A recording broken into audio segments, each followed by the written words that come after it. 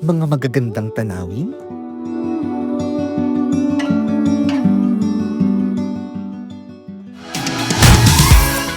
at mga exciting na gawain.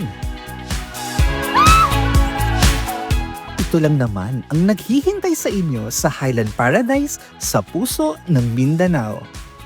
At para sa episode natin ngayon ng Papasyal Tayo, samahan natin muli ang ating resident solo traveler na si Jel Manalo upang silipin ang ganda ng Bukidnon. Let's go!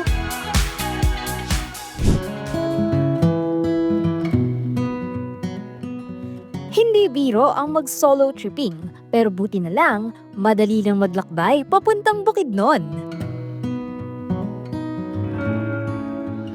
Kung manggagaling ng Cebu, Bohol,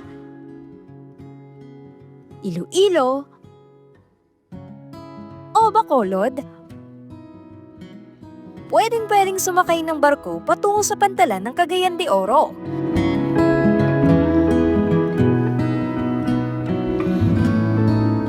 At syempre, pwede ka ring mag-travel via airline. Ang Cagayan de Oro sa Misamis Oriental kasi ang isa sa mga gateway papunta sa probinsya ng Bukidnon.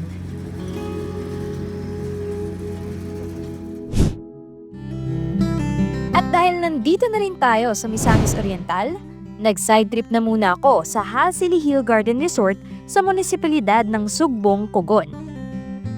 Palubog na rin ang araw nang makarating ako dito pero no problem. Mas maganda kasi ang sunset dito na overlooking sa Camiguin Island. Kitang-kita rito ang magagandang mga halaman at refreshing na mga tanawin.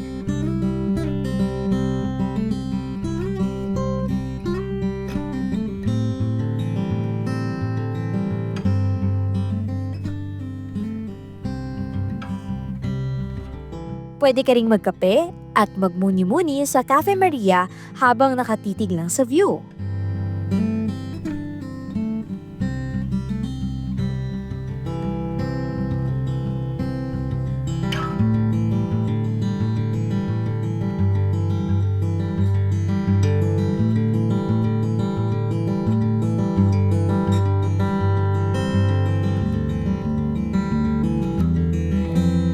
Pero ang pinaka-unique na matatagpuan dito sa Halsili Hill ay ang tinatawag nila na love chair. Hi, good evening. My name is Eugene. I'm the Guest Relations Officer of Halsili Hill Garden Resort. I'll tell you something about this chair. This is our love chair. This is an antiquato. It has already 18 proposals and 18 were married already. For those who are married couple, they prayed for fidelity to their partners. Okay? Don't worry mga kapantalan, okay lang din namang umupo rito kahit single ka, like me na nag-moment muna habang pinapanood ang sunset. Ang ganda, di ba?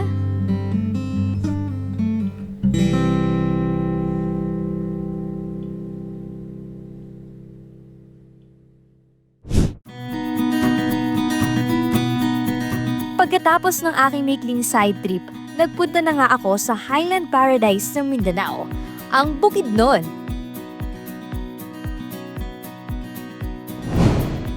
Una kong pinuntahan ang communal ranch sa bayan ng Impasugong.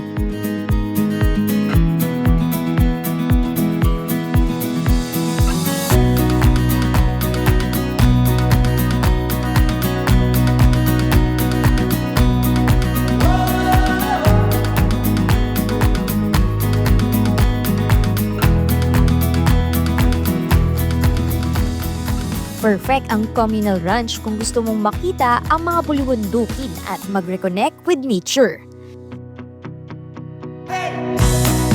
Syempre, dahil andito na rin tayo, nag-ala vlogger muna ako. So, nandito ako ngayon sa communal ranch sa Bukidnon. So, sikat tong puntahan ngayon dito dahil sa napakalawak at mala Switzerland na vibes. So, pwede kayo rito mag-horseback riding o kaya mag-pictorial. So, sa napaka-scenic na views dito.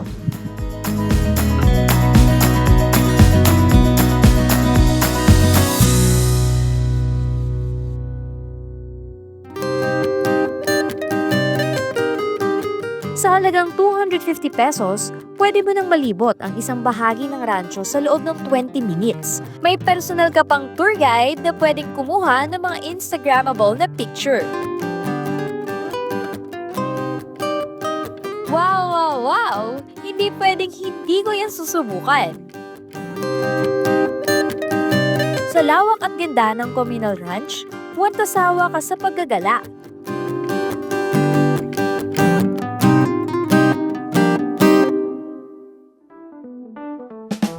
Nasa kalahati pa lang tayo ng ating Bukidnon journey, mga kapantalan. Ang ating next destination, ang Dahilayan Adventure Park na kilala rin bilang Dahilayan Forest Park Resort.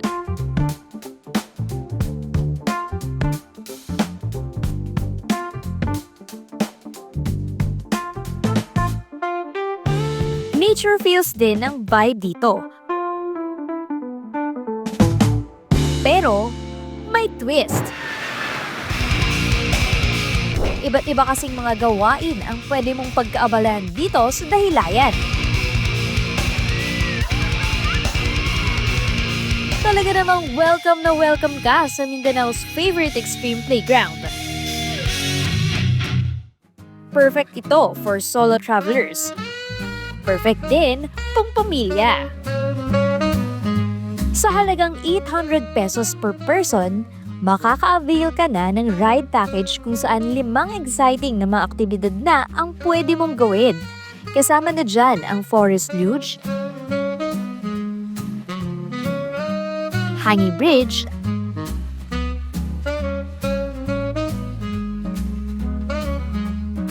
at mini golf. Siyempre, sinubukan ko rin ang mga yan. Una sa listahan, ang Hanging Bridge.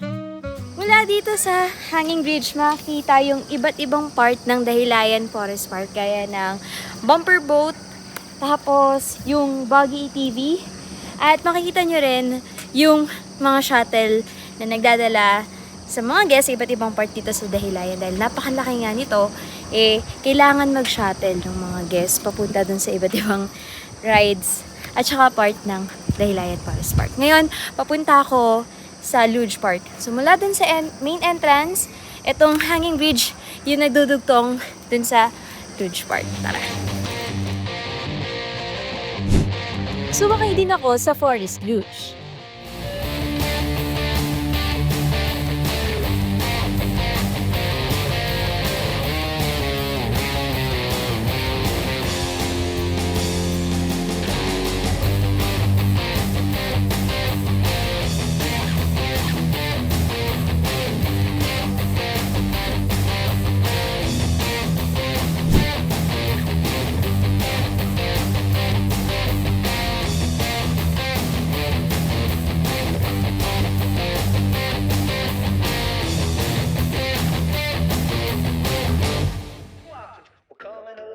Binisita ko rin ang Jessie's Diner na nasa loob ng mismong Forest Park.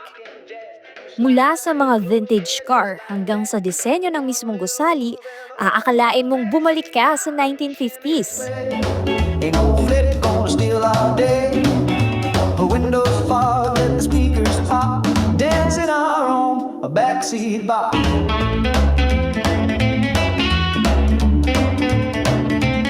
10/10 sa enjoyment, mga kapasyal. Kung papunta kayo rito, pwede rin kayong bumili ng mga souvenir at memorabilia mula t-shirts, collectibles at mga laruan, meron sila niyan. Bukas ang Dahilayan mula 8:30 AM to 5 PM mula Lunes hanggang Linggo. Sa dami ng mga tanawin,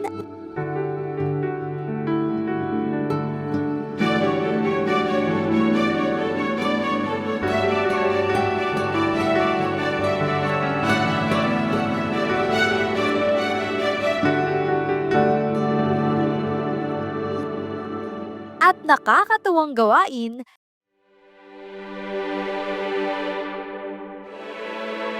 tataas talaga ang energy mo dito sa Highland Paradise ng Mindanao.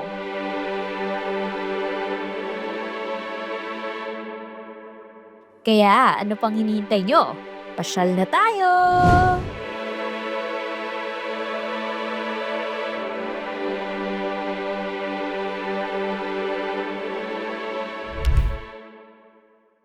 Grabe naman, Jill. Ang saya naman ng pagpapasyal mo sa Bukidnon. Sobra! As in, lahat ng mga pinuntahan natin sa Bukidnon, very exciting. At saka, alam mo yun, mafe-feel mo yung nature. At saka, nakaka-relax talaga. Kaya nga, enjoy na enjoy mo nga. Halatang halata kung Totoo. nag-enjoy ka sa Bukidnon. So sa lahat ng mga napuntahan mo sa Bukidnon, ano yung pinaka-nagustuhan mo? Pinaka-nagustuhan ko yung sa Dahirayan Forest Park. Mafe-feel mo kakaiba yung environment doon. Doon ko na-feel yung perfect combination ng adventure at Yes. saka ng relaxation. Yes, parang magiging close to nature ka while at the same time enjoy yung pagiging extreme, yung mga extreme activities. Totoo. Na-enjoy ko yung luge at saka yung razorback na Grabe ride. na. Oh. As in, kasi alam mo yung feeling na mapapasigaw ka na pero mapapastop ka kasi ang ganda ng paligid mo. O kahit siguro hindi summer season, pwedeng puntahan din doon lalo na kung feel nyo mag-relax. Chill.